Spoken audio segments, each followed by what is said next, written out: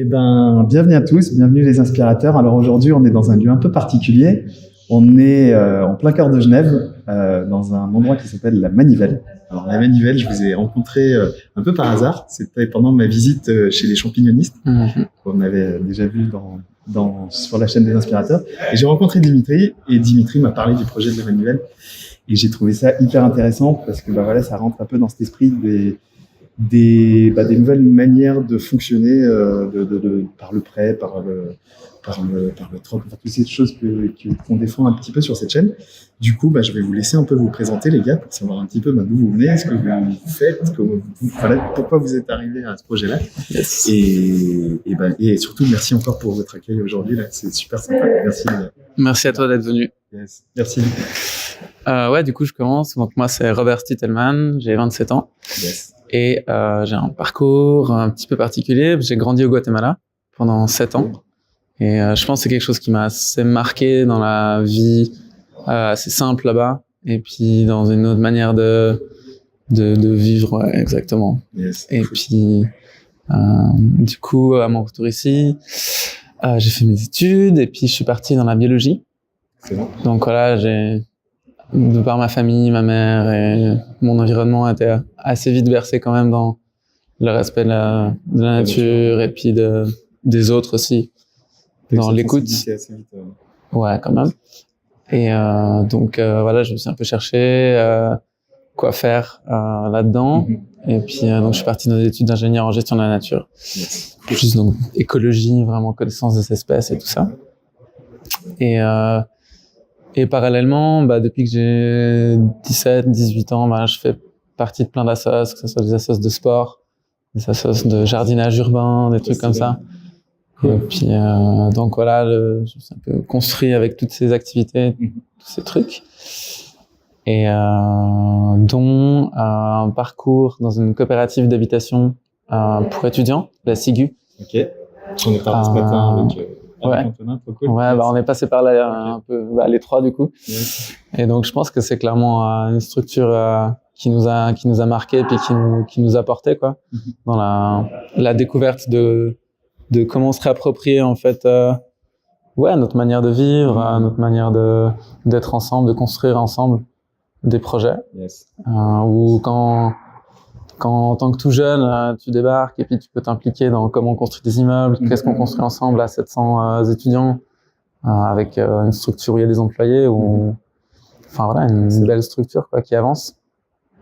Et puis, du coup, ça a vraiment déclenché pas mal le processus. Okay. Yes. Bon, on reviendra sur la Manivelle alors un peu plus tard du coup. Yes, cool. Pour le parcours, on va dire. Yes. Trop bien. Merci Robert. Et toi, Dimitri, d'où tu viens? Alors, on part de la planète Mars.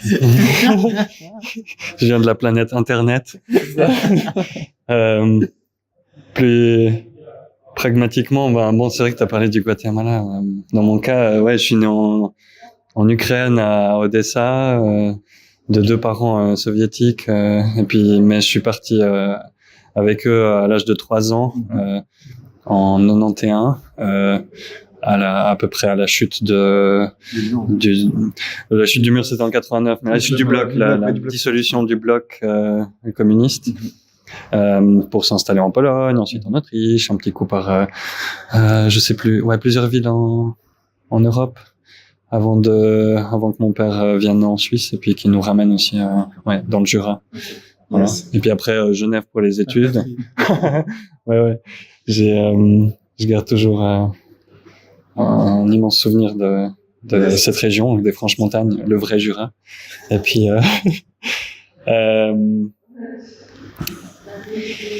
et puis après les études entre Bienne, Lausanne, Genève, et puis après j'ai atterri ici à l'école d'art après avoir passé par la philo et puis la communication voilà, l'école d'art ici. Et évidemment c'est là qu'on s'est rencontrés en fait à la SIGU en habitant à la SIGU, et puis c'est là que j'ai appris en fait à connaître le système des entreprises en coopérative, et puis et comment on peut s'impliquer aussi dans notre manière d'habiter, de gérer une entreprise trentenaire. Yes.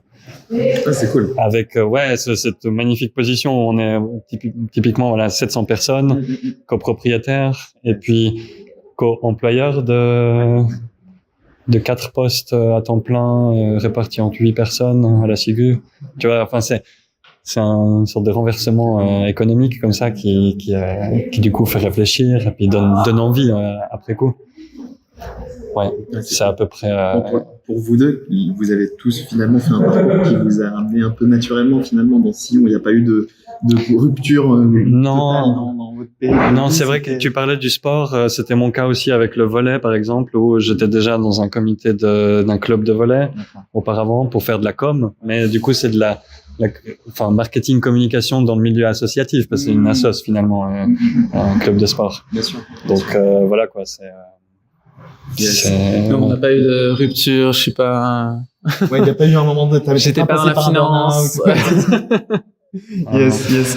Non, parce que c'est vrai que toi, je me rends compte dans pas mal de parcours, si tu veux, il y a ce moment où, à 5-30 ans, où tu vois, il y a des pertes de sens dans le travail qu'ils font, et du coup, c'est à ce moment-là que, si tu veux, la bascule se fait et que les gens s'engagent justement dans des projets un peu comme typés comme pour te répondre, en fait, c'est un tout petit peu mon cas dans le sens où j'ai quelque part pendant mes études à l'école d'art passé du temps à accumuler des outils et puis à un moment donné en commençant une vie un peu plus investie, une vie en fait où j'ai commencé à appliquer mes valeurs profondes. J'ai dû en fait essayer de vivre avec le moins d'objets possible. Parce que j'ai commencé à déménager par-ci par-là. Et c'est un peu ça qui a aussi profondément au niveau de mes valeurs qui me rapproche énormément de la manivelle. C'est-à-dire que je pense que beaucoup de mes choses utiles pour la communauté finiront ici. Et puis ça me libérera aussi d'un certain poids matériel qui me permet de voyager, faire ce que j'aime. Et puis, tu vois, moins d'attachement en fait. Et alors, est-ce que vous pouvez me raconter comment, justement, à la Sigu, là, ce qui vous a réunis, comment vous êtes arrivé de la Sigu à la manivelle? Quel est le processus comment vous êtes passé finalement et comment même l'idée a germé finalement, comment l'idée de la manivelle est arrivée? Je pense qu'il y a quelque chose qui nous lie les deux, c'est qu'on a des grands touche-à-tout. Et c'est un élément fondateur de la manivelle, c'est que justement on peut faire plein de choses, avoir accès à plein de choses. Yes. Alors, je te coupe juste, peut-être qu'on va peut-être parler de ce qu'est la manivelle avant d'en parler pour que les gens comprennent bien de quoi on parle. Yes. En gros, est-ce que tu peux me faire un petit pitch de qu'est-ce que la manivelle? Qu'est-ce que la manivelle? La manivelle, c'est en gros une bibliothèque d'objets partagés. Donc, c'est un endroit de stockage où il y a autant des outils de menuiserie, de métal, de couture, de camping, de cuisine, du matériel de fête. L'idée, c'est en fait mettre en commun tous les objets et outils qu'on utilise ponctuellement, temporairement, de temps en temps. Magnifique. Donc, on libère de l'espace chez soi, on n'a pas besoin de les acheter. Yes. Et on est plus fort ensemble. Magnifique. Et du coup, je me permets de revenir à la question initiale. Comment, du coup, t'es arrivé à cette idée-là carrément. de faire ce projet? Tu parlais du fait que vous étiez touche à tout et que... Dimitri a parlé de son expérience d'avoir plein de choses. Moi, pareil, j'ai plein de matos de sport. Je fais de la montagne, du ski, de la voile, justement. Et puis, j'ai ma meuleuse, ma charrette à vélo, notre histoire de rencontre, la charrette à vélo. Yes. Il y a plein d'éléments comme ça qui, de par notre vie active associative à Genève, nous a amené à échanger des objets. Et puis c'est une structure que moi je connaissais depuis 4-5 ans. J'ai découvert un peu les bibliothèques d'objets quand il y en a une qui s'est créée à Montréal, la Remise. Et puis j'ai vu ça sur internet. C'était il y a combien de temps ça? Il y a 4 ans je crois. Je vais pas vérifier, mais à peu près 4 ans. Et c'était au début de mes études d'ingénieur, donc j'ai fait c'est cool. Mais voilà, 4 ans après, j'avais des options c'est pas évident de trouver un job dans la biologie, c'est souvent des jobs sous-payés stagiaires au début, et puis c'est du bureau d'études, c'est un milieu qui en fait ne reflète pas forcément que tu voulais. mes valeurs au début. Et du coup, je me suis dit, mais autant faire quelque chose que j'ai vraiment envie, qui a plus de sens. Et c'est pour moi de l'écologie appliquée, quoi. Complètement. Même si je touche plus aux listes de petits insectes. Non, quelque part, ouais, tu fais ton acte écologique par ce biais. Ouais, non, c'est génial. Et du coup, alors, la manivelle, donc le concept, ok, comment vous y êtes venu, ok. Et du coup, donc, quand est-ce qu'il a été créé ici? Là, c'est tout récent, là, on est à l'aube de l'ouverture, enfin, du moins de l'inauguration du concept. Ça va se faire sous peu. Combien de temps vous avez mis à lancer ce projet-là, à partir du moment où il était étalé sur le papier et jusqu'à aujourd'hui, là, ça a mis combien de temps de processus pour arriver jusque-là? Alors, techniquement, ce qui s'est passé, c'est que ton sondage, c'était en avril? Non, Juin. En juin de cette année, donc là, on est en 2018. Robert a composé un immense sondage, formulaire en ligne, qui a été diffusé ensuite par le biais de la SIGU. Et de la Chambre d'économie sociale et solidaire aussi. Ah ouais. Donc, ouais. Et puis les gens peuvent participer. Il y a une centaine de participants. Et puis suite à quoi l'étape d'après, c'était en juillet. Donc en fait, c'est une équipe un peu plus rapprochée. Un noyau dur s'est réuni, composé de 9 personnes en tout, pour créer la coopérative, pour créer un premier conseil d'administration de la coopérative, dans l'optique de avoir une adresse, des statuts, ouvrir un compte en banque, etc. Et depuis juillet jusqu'à novembre, en fait, c'était de la recherche de locaux, à proprement parler. Et il y avait plusieurs options. La numéro 1, c'était ici, et puis on a eu tellement de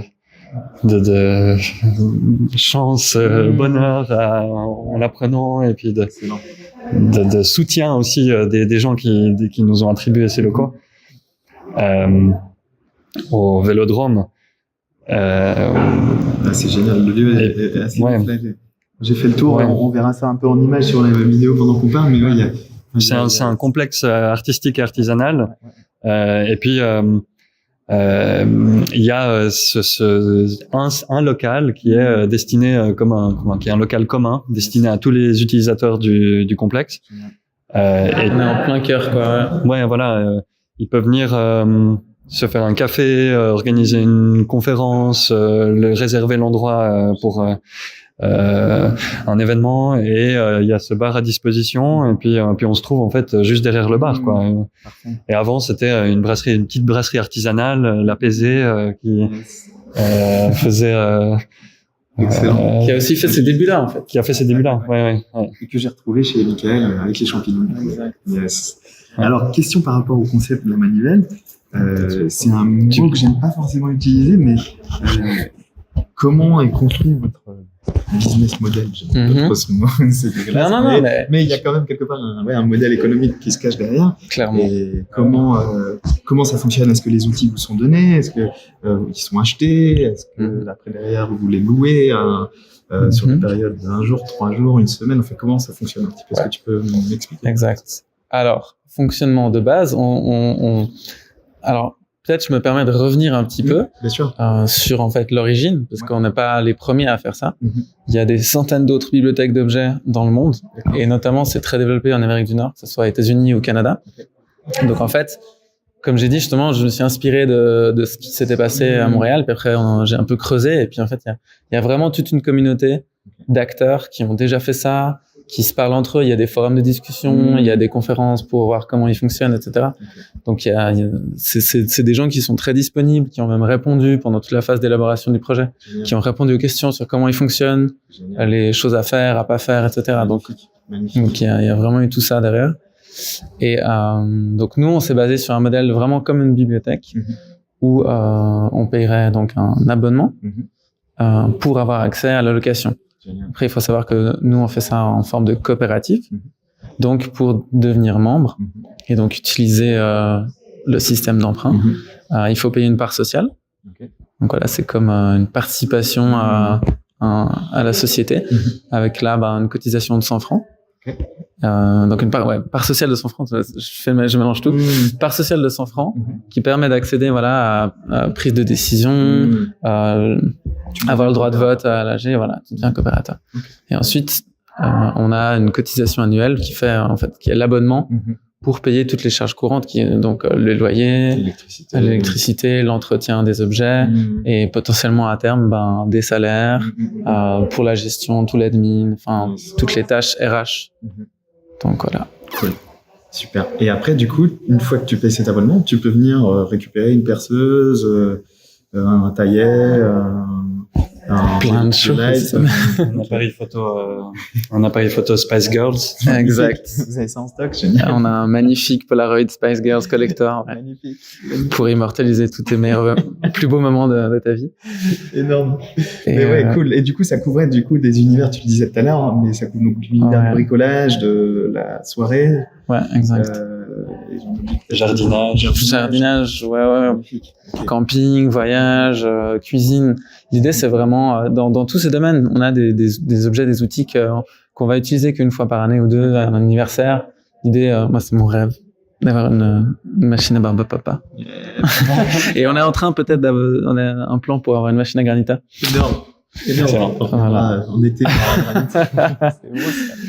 Non, et par contre, les outils qui sont là, c'est des dons. C'est quoi? C'est des choses que vous avez apportées personnellement. Il y a un petit peu de tout ça. On a mis notre vie là. Non, c'est ça clairement.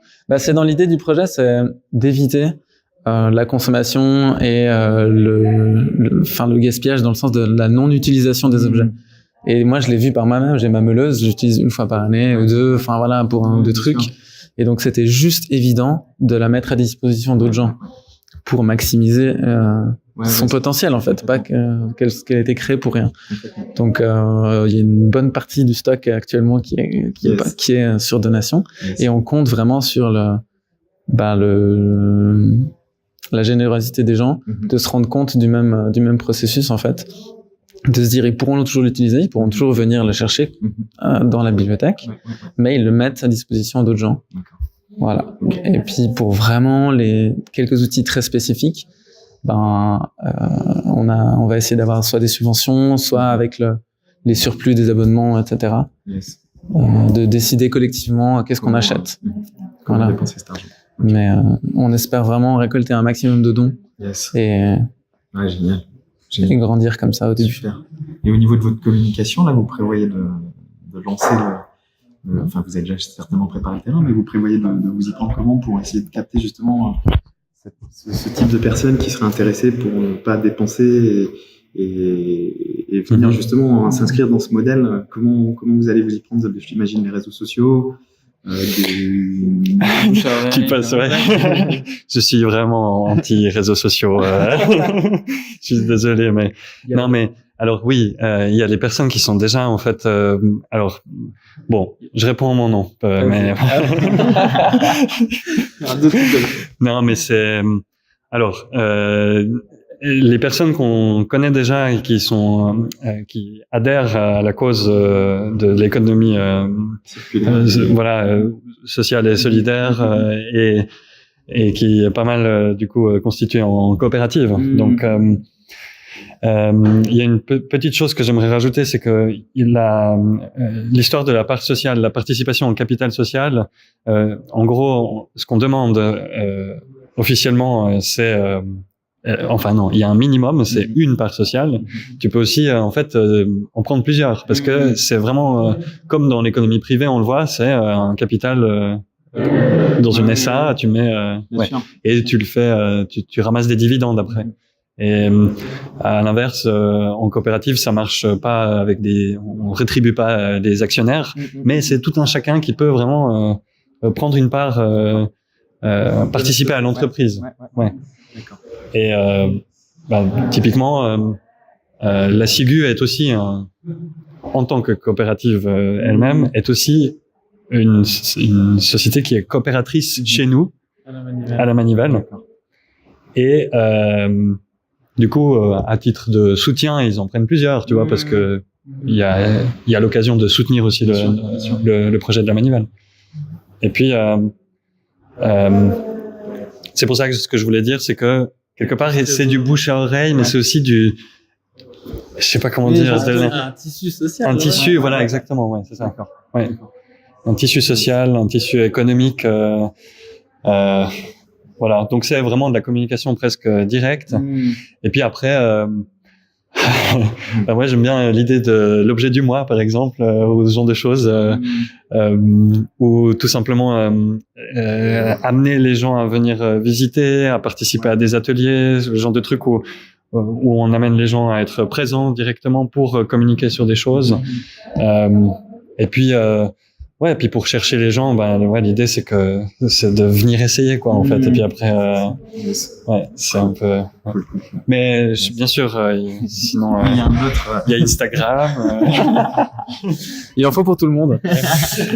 Et du coup, forcément, on est présent sur Facebook, et c'est vrai que ça marche pas mal pour faire connaître le projet. Mais on se base clairement, comme disait Dimitri, sur en fait, tout ce réseau d'associations locales, sur le réseau d'Alternativa qui regroupe plein d'acteurs, sur tous nos amis qui sont les épiceries participatives, que ce soit le Bocal Local ou le Nid ou Materium. En fait, je me permets de vous poser la question parce qu'en fait, j'ai remarqué quand même, et c'est vrai pour beaucoup de choses, mais que en fait, des concepts comme le vôtre vont attirer des personnes qui sont déjà convaincues par l'idée écologique, des choses comme ça. Et en fait, moi, je trouve dommage justement qu'un concept comme ça n'aille pas plus loin et n'aille pas toucher des gens qui continuent à aller chez Castorama et Ronbar pour acheter leur visseuse. Tu vois, mais je trouve que c'est dommage. Et c'est pour ça que les réseaux sociaux je pense qu'il faut continuer à le faire parce que justement ça permet de grandir le cercle et de sortir du cercle des gens déjà convaincus. Tu vois ce que je veux dire? C'est pour ça que je pense que les réseaux restent quand même encore très intéressants parce que on va aller toucher des gens qu'on n'aurait pas touché autrement. Complètement. Dans notre cas, c'est assez évident et on le voit même dans nos discussions qu'on a un peu dans des soirées avec des gens au premier abord, on se dirait, voilà, c'est pas des écolos, c'est pas des fanatiques et tout.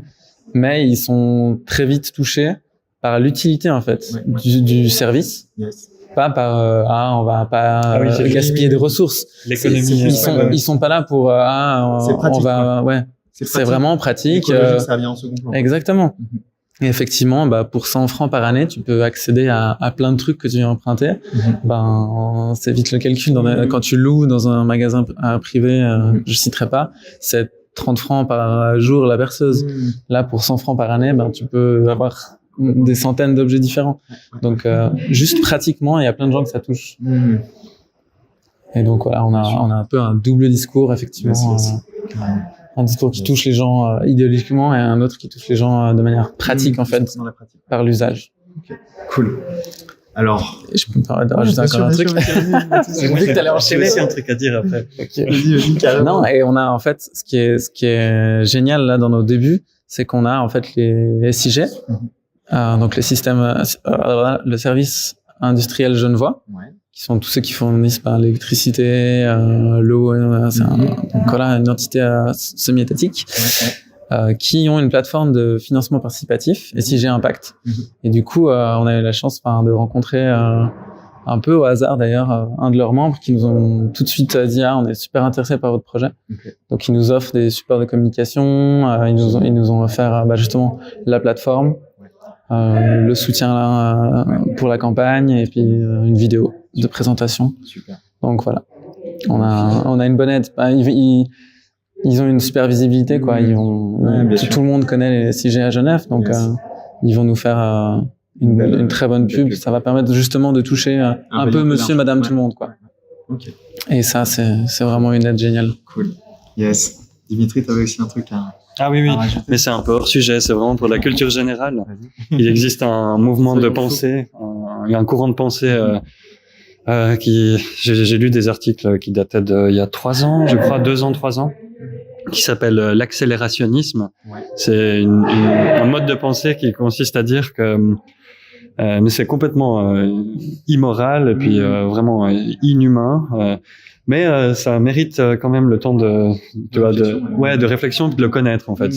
Du coup, c'est des gens, des économistes qui croient. C'est un duo qui a écrit un bouquin là-dessus, qui croient dans le fait que il faut laisser les gens surabuser des réseaux sociaux, surabuser du capitalisme pour qu'il implose et qu'en fait il se perde dans sa propre accélération.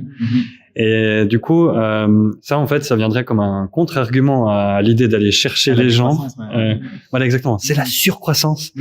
Laissez-les aller pour qu'à un moment donné, voilà, exact. Ouais. Et du coup, il y a des gens qui sont dans un mode de pensée anticapitaliste qui du coup disent mais laissez-les faire. Le système implose. Exactement, implose de l'intérieur, enfin explose de l'intérieur, implose. Qu'il est déjà en train de faire. Enfin, Ouais.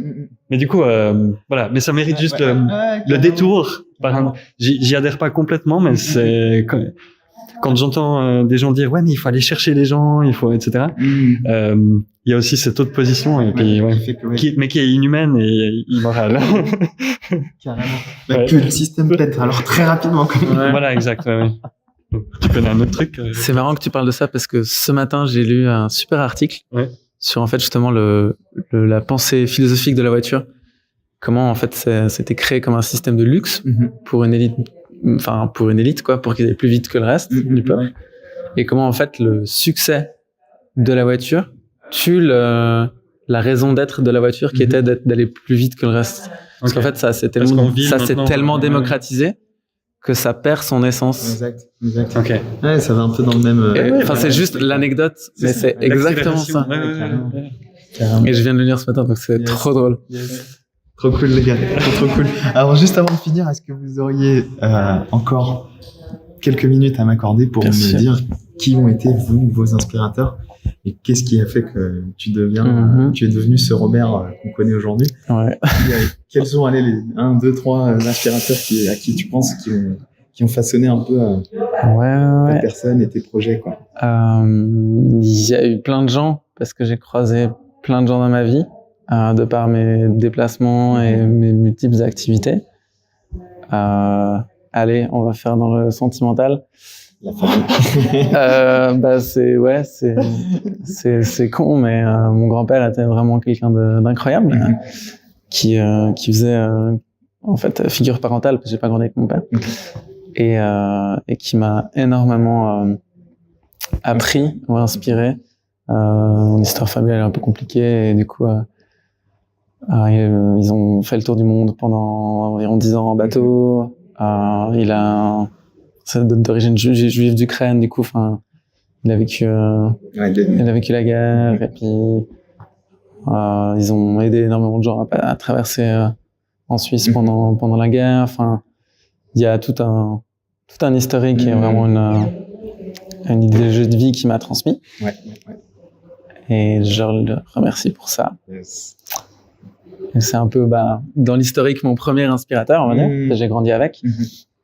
Et après, à Genève, il y a énormément de gens qui m'ont inspiré. Enfin, tous les gens tout le milieu associatif que j'ai découvert en étant ado et jeune adulte. Et tous ces gens qui moi, Euphoria, typiquement. Euphoria, c'est une ONG genevoise, pour encourager les jeunes à s'engager, justement. Donc, à 18 ans, j'ai fait une semaine de formation avec eux, justement, pour la création de projets. Génial. Et ils m'ont beaucoup donné toute cette énergie, parce qu'en fait, on a rencontré... C'est eux qui ont lancé la dynamique. Ouais, l'idée, c'était de mettre en commun des jeunes qui ont la même envie et de leur faire créer des projets ensemble. Donc, on s'est retrouvé avec 50 jeunes européens de toute l'Europe, avec la même rage de créer.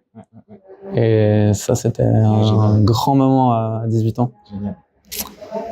Et puis, un petit dernier, allez. Petit clin d'œil aussi d'Anna Scher, je pense, à Genève, qui, pas forcément dans l'écologie, mais qui a vraiment une passion d'émerveiller et de faire des choses belles.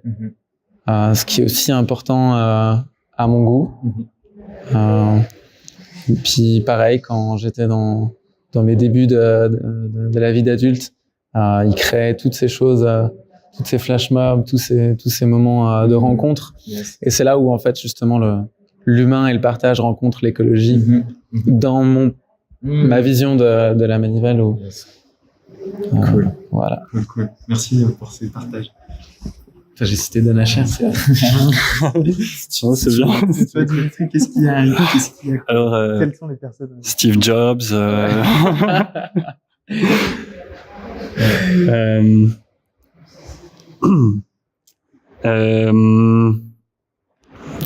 Oui, évidemment. C'est difficile de faire le tri, évidemment. Je crois que je considère vraiment à peu près chaque personne, même les collègues ONI, j'apprends tellement en quelques secondes. Je sais qu'elle est dure cette question. Ouais. Mais en tous les cas, vous avez rencontré des inspirateurs, ça c'est certain. Ils ont façonné vos idées, vos personnes, Oui. Votre pouvoir d'imagination, peut-être votre pouvoir aussi de rêver, vivre vos rêves. Ouais, vivre vos rêves. C'est ça. Rêve vos rêves.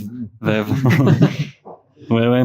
Bah, il y a, dans le monde de la philosophie, bon, c'est des jeunes philosophes, mais Simon et Mehdi Spiegelberg, Simon Monseux et Mehdi Spiegelberg, c'est des grands super, des jeunes penseurs, mais très inspirants et très, Évidemment, mes parents pour la partie, éducation. Bien sûr, et puis aussi la culture communiste un tout petit peu. Et puis on était une petite famille et du coup je les admire pour le fait de s'être lancé dans le vide, dans l'immigration. Génial. Et un petit dernier. Robert. Génial. Wow. Yes.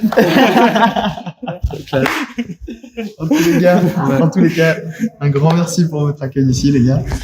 Merci. Et puis, plein de bonnes choses pour la manivelle et tous les projets que vous façonnerez à côté, parce que je suis certain que deux hyperactifs comme vous, là, ça va pas rester les deux pieds dans un seul projet. C'est clair. Donc, plein de bonnes choses pour la manivelle et tous les projets à venir. Ouais. Je mettrai toutes les infos utiles dans la description en dessous. Et puis, encore merci. Merci à toi. À bientôt. Yes. Ciao. Et on espère que ça motivera à d'autres parce que carrément, il faut, c'est l'idée, c'est qu'il y en ait partout, quoi. Exactement. Des manivelles, il en faut partout en France, en Europe. Il n'y a pas de raison.